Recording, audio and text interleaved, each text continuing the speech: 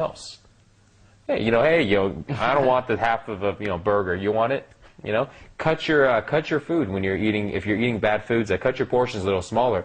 This way, you can go ahead and take and put it to go and give it to somebody, and they don't have to worry about you, gnawing off of it.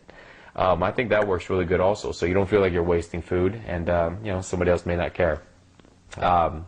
Late night eating. I think if you are gonna eat late night because you had to stay up for something, try to cut out the carbohydrates. Try to stick with, don't eat the deep fried foods, the French fries, and the real bad stuff. Stick with something that's a little higher in protein because it's gonna break down a little easier in your body. So, if you really had to eat late night, maybe you can go into one of your zero Tupperware meals and take the protein out. Or if you can make something that involves protein and less carbohydrates, because you're not going to be very active at night. So you want to make sure you eat accordingly. Yeah, and I know, like, looking back on my past, I've had so many nights like this where it starts, I drink a bunch of beers. Yeah. Then it gets late at night, I'm tired, and I'm kind of drunk, so I have no willpower. Yeah. So I eat a bunch of pizza, go back to somebody's house and eat a bunch of chips, and, I'm not thinking about any of this because I'm kind of buzzed and, tired. But then later I'm like, wow, that was, 3,000 calories, and I didn't even realize it. So these late night eating, if there's any way at all you can avoid this, definitely do it. And if you're one of the guys that have a girlfriend or is married and you're you're always doing the couple dinner thing, because that's like the only thing there is to do. Find some new activities. Okay, yes, it'll probably take a little work on your end. Because your girl may be, I love going to this place and eating. I thought this was your favorite restaurant. You may have to come up with some lame excuse. But, come up with something that, tell her it's funner. Hey, hey, baby, we always, go out to eat. And, hey, I'm tired of always going out to eat. I want to do something more active. Or, I want to do something a little different. And she'll think you're, spicing things up. But do that so this way you can avoid always going out to eat. Because the last thing you want to do is tell her, yeah, I don't want to go out to eat. Let's just not do anything. And before I know it, you're going to run to other problems. So, and really, in my other business, I teach guys about sex and relationships. And, one big thing that we teach them is that going out to eat all the time as your only, couples activity is a really bad idea. It's not good for your relationship because, basically all you're doing is sitting and eating. Whereas if you do something else, you have an experience you can share together, and it's going to make your relationship a lot better. And also, when you're run to the situations where you're at the holidays and you're eating at your family's house or something like that, and they slave over all this high calorie bad food and they want you to try it out.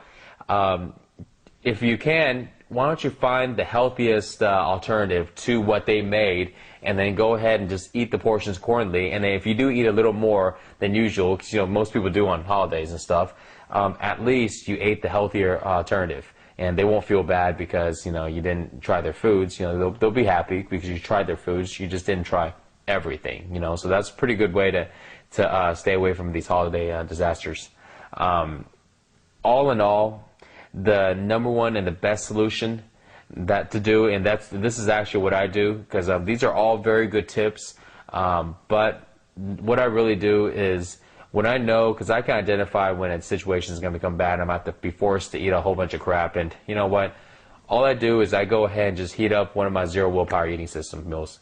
And really, this way, I'm half full, if not completely full. And, if I do go there and I do end up, eating something, there's only a certain amount of food I can really fit into my stomach before I go, yeah, I'm full, I'm good. And I'm not lying either. I'm actually full because I ate beforehand. So that's what I would recommend doing at pretty much any negative social situation where you're forced to go ahead and cheat on your meals. So it's worked very well for me, and this way I don't miss out on any social events. Yeah, and that right there is a really gold tip. I use that all the time too. Where if you're hungry and you're feeling social pressure, then that's a pretty lethal combination. But if you're full, then that's a big advantage coming in. It'll make it a lot easier. Yeah, definitely. Okay, so those are some of the short-term strategies guys can use if they do find themselves in there in the moment. But what are some better long-term strategies that guys can use to prevent these situations from even happening in the first place? Well, the long-term strategies really, it all involves on who you're around. If you find that if you look around and you see the 5 closest people to you right now, if they're in very good shape and they're very healthy and and they work out, then you'll find that you are probably not in very bad shape at all, and your eating habits are probably pretty good.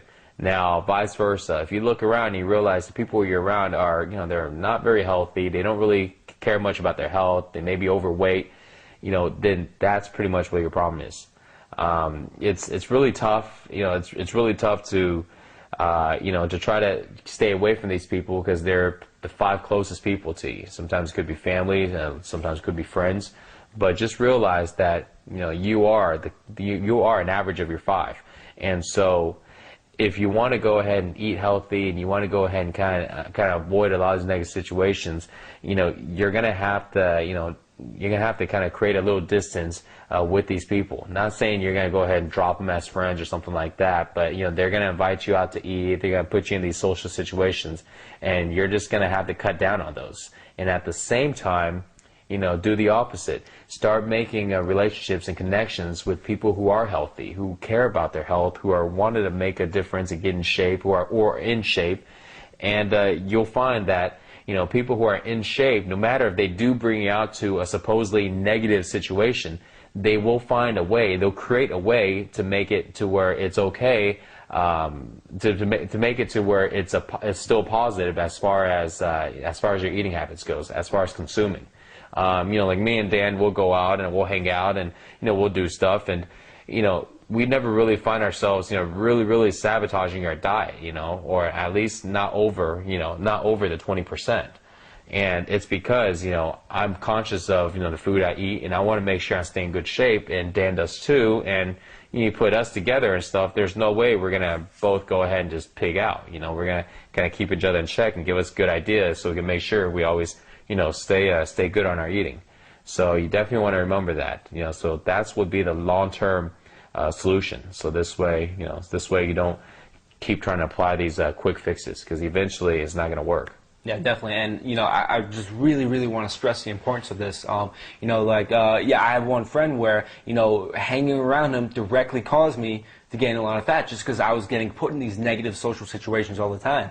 But hanging around Mike, you can see that Mike has been hanging around me and a lot of my friends here, and he's actually had, just in these few weeks that he's known these guys, an incredibly positive effect, because he's making them work out. He's we're making our Tupperwares, and he's saving some for the guys, saying just grab some, and encouraging them to eat healthy. And just in 2 weeks, just knowing Mike, not even doing anything formal, but just knowing him has had a big positive effect. He's not kidding. I made extra food just because of that, because I knew me and Dan wouldn't gonna finish all of it, but I wanted to go ahead and influence people around us and kind of get them into the positive eating. And I know that they don't have somebody to look up to for that. They don't have any role models, anybody to set an example.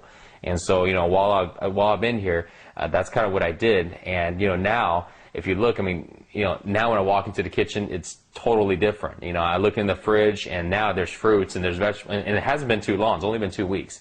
And so, it's very, very important. And, what you can do is you can actually do the same. If you can become, a person like that to inspire somebody and to, set the example, eat healthy. I found that every single job, no BS, every single job that I had, when I first walked into the office, I've worked at a lot of places, by the way, every time I walk in there, I always sense nobody really wants to bring their lunch. It's kind of the cool kids buy their food. The cool kids go out to eat or something, and, I've been eating the system for, longer than I can imagine. And so I'm always bringing my, my zero willpower meals, everywhere I work. And the people are always weird. They're like, oh man, you bring your food? Man, that's, you're so committed, kind of like it's a bad thing. And, I'm like, yeah, that's just what I do, And I ate chicken and rice for a long time. And so I was known as the chicken and rice guy. And at first, people kind of, make fun of me and kind of, so I didn't mind, because I did it for so long and I knew what was going to happen. It happens every single time. So what happens is, after a few weeks, I see people start to bring their lunch, and it's slow. Now, after a few months, before you know it, people are starting to ask advice on how to do that. Hey, Mike, I want to go ahead and start bringing my meals too. What should I put in there? And I start giving advice to people, and all because I stuck to my guns, and I just continue to do what I do, and people around me started to change.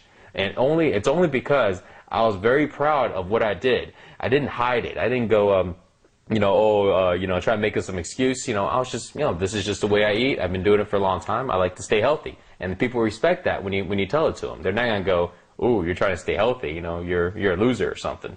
So, so you want to do that. And you'll find that even if you do have, friends and a family who's very close to you who are very, very unhealthy or overweight, you'll find that when you do that, you'll actually influence them around them. And you won't just help yourself. You're actually going to help the closest people to you. And so it's really good. And I've done it many, many times. Yeah, and I think, that's